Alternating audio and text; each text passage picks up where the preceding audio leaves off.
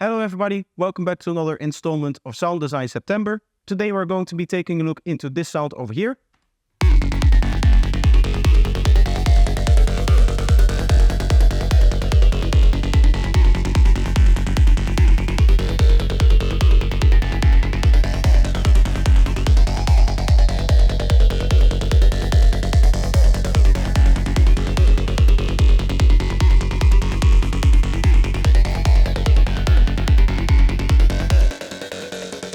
Now this is a vital patch that makes use of the Formant filters, and this gives me a nice opportunity to talk about them a little bit and explain what they do. So what a Formant filter really is a filter that is trying to emulate the different spectral structures of different vowels. Now these three sliders over here are going to control which vowel type that we're going to get. So this is the main slider that is determining the actual vowel of it.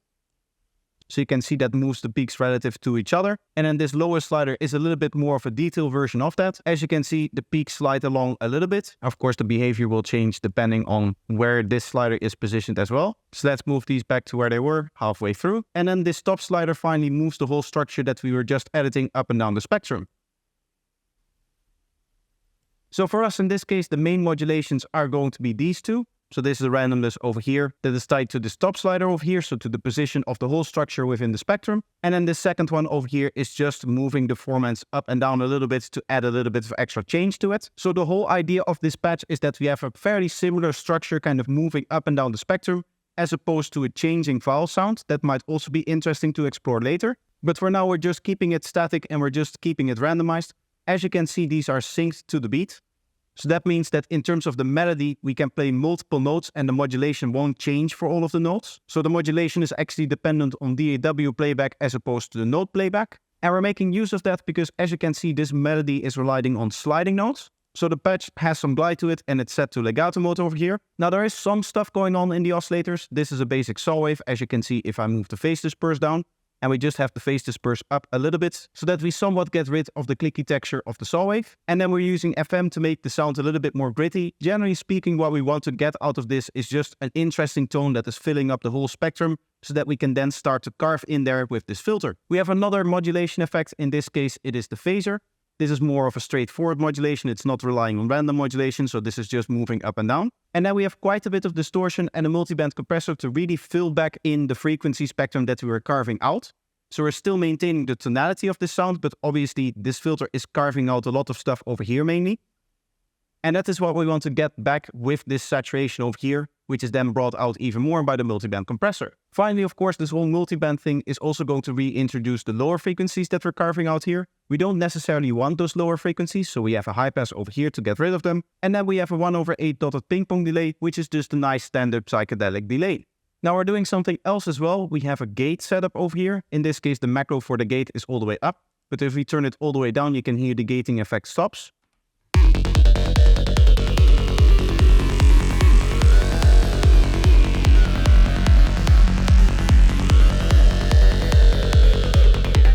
Having it without the gating effect might be a little bit more interesting in something like a breakdown. But this is another cool trick that I can show you over here. The basics of how this works is that we have this modulation over here targeting the level.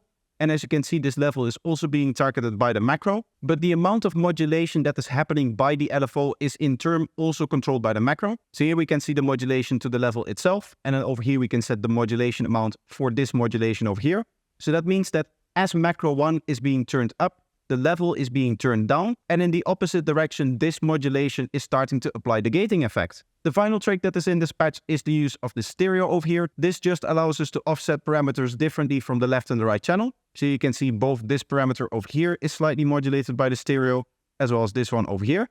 And you can see that in the graph as well, as the graph is showing two different filters, which is of course one for the left channel and one for the right channel.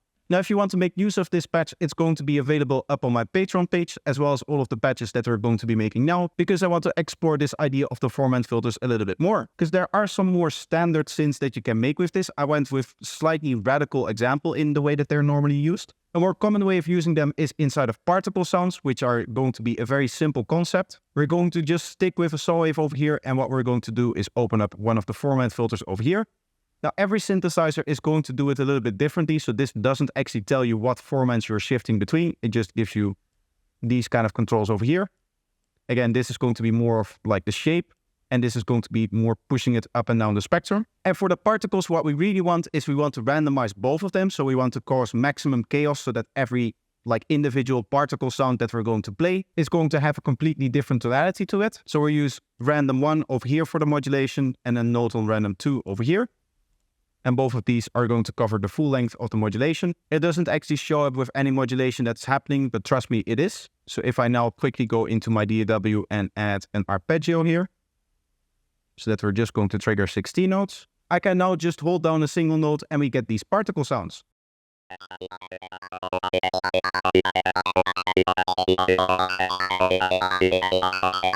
So to turn this into real particles, what you would obviously do is add a delay. So let's set this to 1/8 dotted notes. Again, the standard psychedelic delay.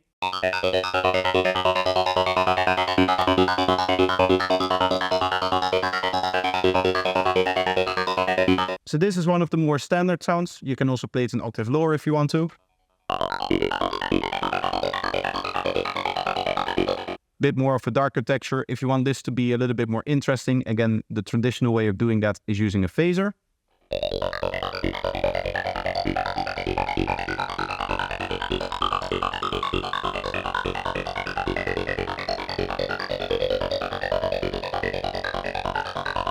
Another cool thing that you can do is something like this. Again, we're going to use Serum for this patch. Or actually, let's go with Vital, because you can do this both in Serum and in Vital. To be honest, I think almost any modern synth is possible of using this technique. But what we're going to do is we're going to emulate a type of FM.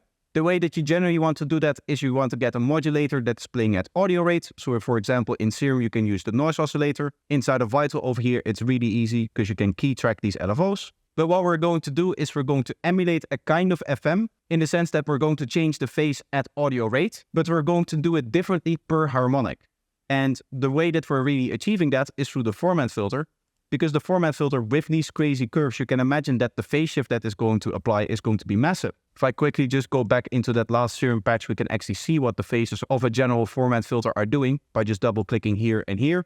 And you can see that the amount of phase shift that is happening here is very high. It is of course not as crazy as something like a comb filter, which you can see is going to do much more phase shift, especially if we turn up the filter cutoff. You can see that this is more like a wild graph in terms of how much the phase is shifted back and forth. But the Formant filters are definitely in that kind of category where changing the filter really rapidly is going to generate some interesting sounds. To be honest, I haven't really found a filter where that isn't the case. Some sounds are just a little bit too crazy. So I would say that this is a nice middle ground in here. So now all that we have to do is modulate one of these parameters with our LFO.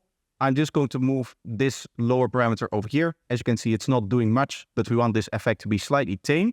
So now already we should get a more interesting character.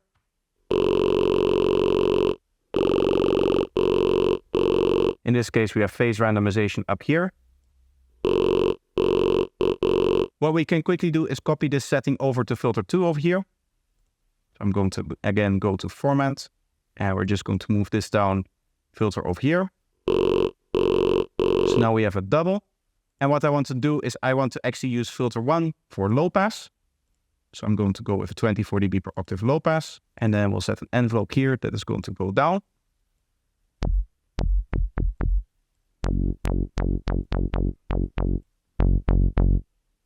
And this, of course, has to go to filter 2.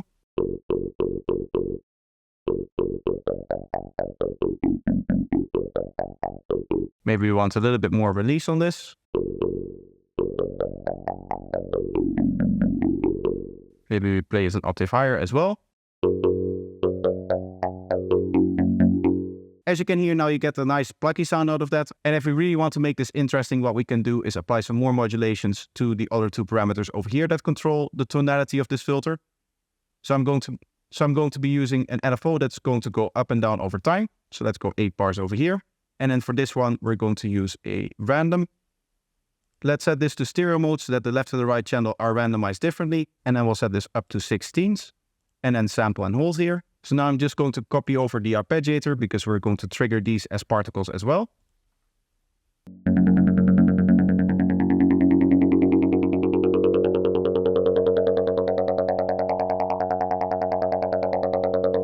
Maybe we want a little bit more of an interesting sound going through it. So maybe the phase disperse is interesting. I'm going to go into basic shapes over here, and we can use the same FN setup as we saw before.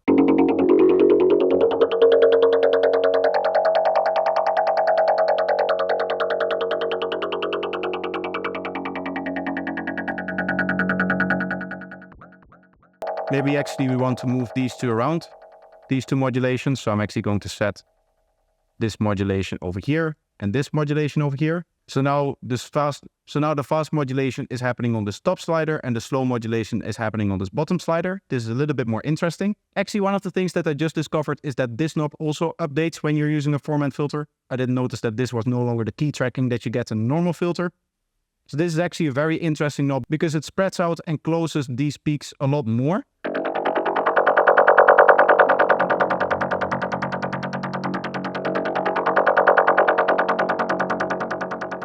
So this might also be interesting to modulate like this.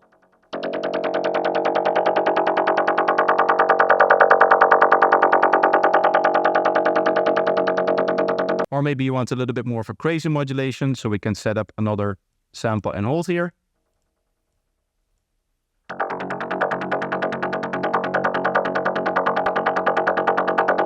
Let's add maybe a multiband compressor and some distortion just to round out the sound a little bit more.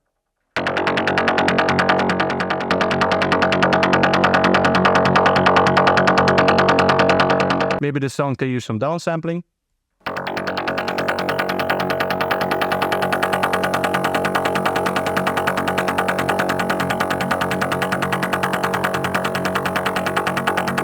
So as you can hear, there's some interesting different ways that you can use these Formant filters in your sound design. Now that's going to be it for today. I once again want to remind you that all of the patches are going to be available up on my Patreon page. So if you want to support the channel, that is a great way to do it and you'll get some nice patches for it in return. Another way to support the channel is by watching some more of my content. So I'll leave 2 videos up on the screen for you to choose from. So just pick one and enjoy, and I hope to see you in the next one. Bye bye.